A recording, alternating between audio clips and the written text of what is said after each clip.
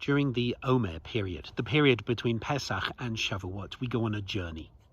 The original journey was the journey of the Hebrews from Egypt to Sinai, from that place of narrowness and oppression and lack of freedom to the place where the people could fully express their freedom by taking on the yoke of Torah, by receiving God's revelation and saying, Na'aseh v'nishma, we'll do and we will hear everything that is in this.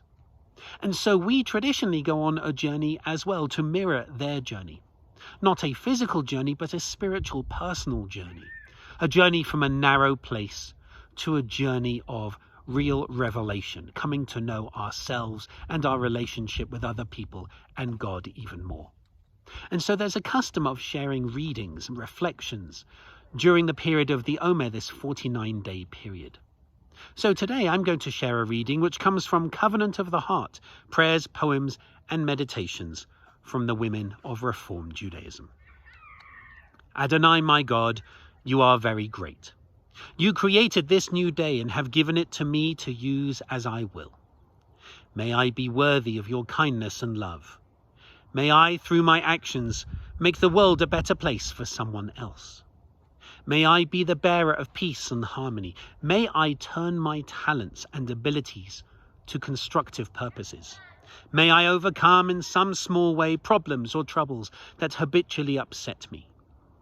Grant me the power to see your hand in common everyday things, the happy face of a child, the graceful shape of a tree, the soft wind against my cheek. And when I lie down to sleep tonight, grant me the knowledge that I have used your gift wisely. I think this is a gorgeous prayer, a wonderful reading, because it talks of relationship. The way I read it, it talks of relationship. The idea that God gives us each day to use as we will. Traditionally, we say, well, we dedicate our lives to Torah and to mitzvot. But exactly at that revelation of Sinai, it was us choosing to receive Torah, not having Torah thrust upon us.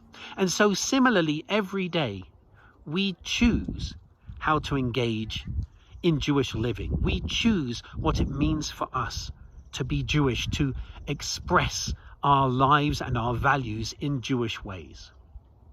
And so therefore, this talks of a relationship, a giving relationship, wherein God gives us today and every day as a gift.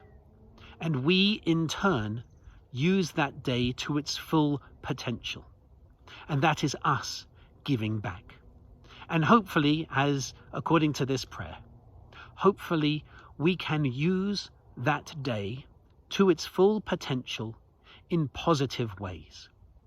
Now I have to add a proviso, because that may sound like I'm saying we have to busy ourselves all day long, and that's exhausting if we do it each and every day, because rest is also an important part of using a day wisely. And that indeed is why we have Shabbat. Shabbat, which starts this evening, is our day of rest. And so we reflect with this meditation, this reflection, this prayer in mind. We contemplate, what does it mean for us to use each day as we will? What does it mean for us to use the day so that we may be worthy of God's kindness and love? And how can we make the world a better place for someone else, as this prayer says, and also for ourselves? My hope is that maybe one of the ways that we can do that is by joining together in communal prayer. Our Kabbalat Shabbat service this evening starts at 6:30. I invite you to join us. Tomorrow morning, our Torah study is on the first book of Kings, chapter 19, where we look at Elijah, hearing the still, small voice calling him. So maybe this Shabbat, with this meditation and that textual study in mind, we can ask ourselves, how do we hear God's voice calling to us? I wish you Shabbat Shalom.